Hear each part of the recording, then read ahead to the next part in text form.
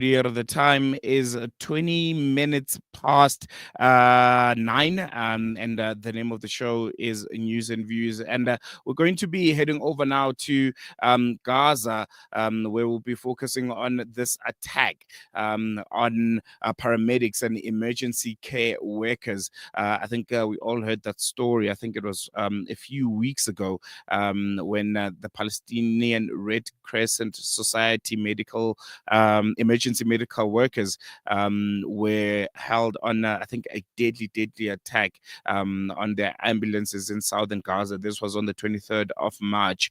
Well, the occupation forces have released medic Asad al-Nasra, also who was detained on March 23, 2025, while performing his humanitarian duties during the massacre of medical teams in Tal al-Sultan area of Rafah Governorate. And the PRC mentioned that on a statement. And we remember that 8 staff members from the Red Crescent, 6 from the Gaza Civil Defense Agency, and 1 employee of the UN Agency for Palestinian Refugees were killed in that attack by the Israeli forces.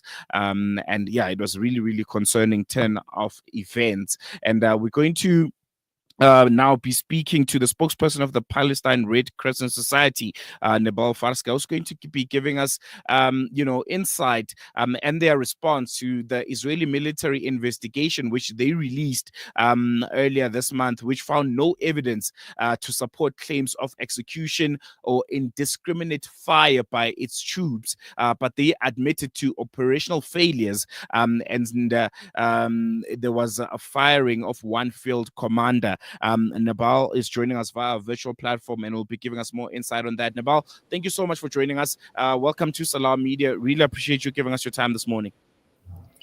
Good morning. Thanks for having me.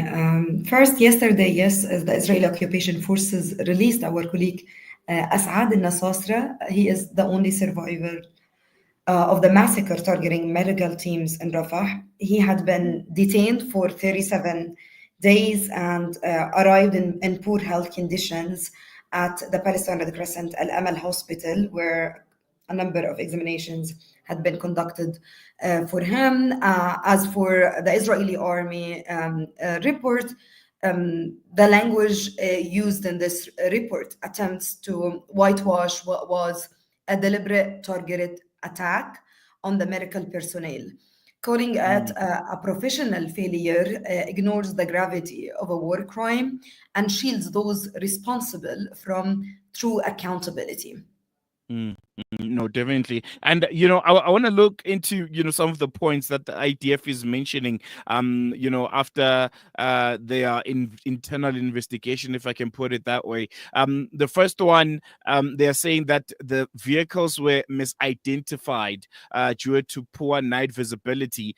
Yet, I think everyone that saw the video footage that was doing the rounds on social media, it contradicts this. It shows the vehicles of the emergency aid workers clearly marked, ambulances which had flashing lights. What does this tell us about the credibility of this report, and what do you make of such claims? Well, the video proves our teams were visible. We're talking about a video that was documented by one of the paramedics who were killed in this attack, my colleague Rifat. And from the video, you can see how teams were visible, clearly identified, and following all humanitarian protocols. The claim of misidentification is false and part of a broader pattern of misinformation to skip responsibility. And here I also want to add that there is no way what happened to our colleagues during this horrific attack is a mistake, because we're not talking about one attack, we're talking about multiple attacks. So how come they misidentificate multiple times? Because first attack happened for the ambulance that was heading towards Al-Hashashin area to evacuate wounded people. This ambulance were alone driving towards the incident location, and on their way Israeli occupation forces opened fire at the ambulance, which has resulted in the killing of both colleagues who were in the front of the ambulance, and a third colleague, Munder, who was arrested and then released at the same day of the attack, mentioned how they were targeted and how Israeli forces opened the heavy fire. So this happened for the first ambulance, and then the convoy of ambulances and teams who were sent to save the targeted ambulance. We saw in this in the video how also a heavy gunfire was opened at them. So we're talking about multiple attacks. There is no way could be just a mistake. No, definitely. I know we are a bit pressed for time, and I want to just quickly finish with these two questions. Number one, how has the targeting of medical workers affected your ability, the PRCS ability, to provide much needed emergency response in Gaza? And secondly, this is not the first time that PRCS medics have been targeted. Do you believe this attack was an isolated incident, or a part of a broader pattern to make sure that medical emergency workers in Gaza are also, dismembered and are not able to perform the tasks at hand? Well, for sure, this is part of a systematic targeting for medical personnel. We have lost already 27 team members who were killed since the beginning of the war on Gaza. PRCS medics are being killed, detained, and targeted throughout this war, despite providing their life-saving missions. This is not exception. It is a systematic violation of international humanitarian law.